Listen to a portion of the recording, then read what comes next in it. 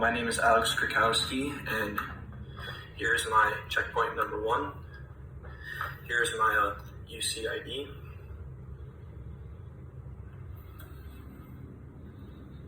You can see that there.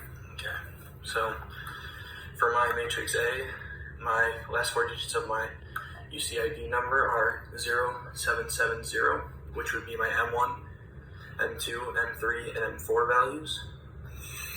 So for this, I'm going to answer each question and then follow with the explanation right after each answer for each question.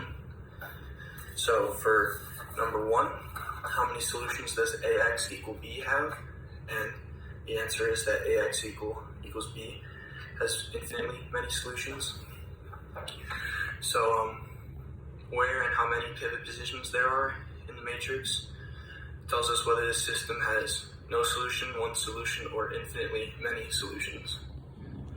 And since there are 3 pivot values and all are equal to 1, all the pivot values are equal to 1, this would mean that the system has infinitely many solutions, since the 4th column does not have a pivot value.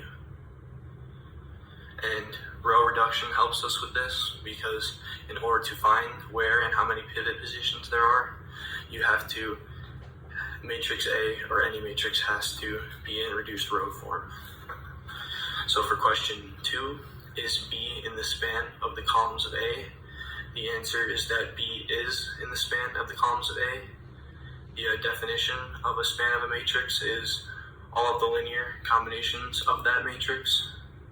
And since B, the matrix B, is 1, 1, 1, and the combinations of all of the linear combinations of matrix A, all of them are equal to the matrix 1, 1, 1, meaning that B is equal to the linear combinations of matrix A, making B in the span of columns of A, and that would make B the span of the matrix of the linear combinations of the matrix A.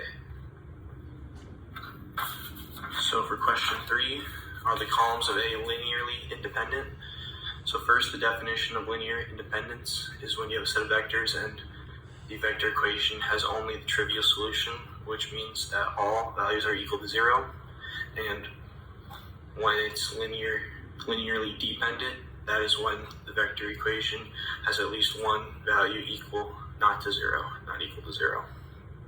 And the answer to this question is that the columns of A are not linearly independent.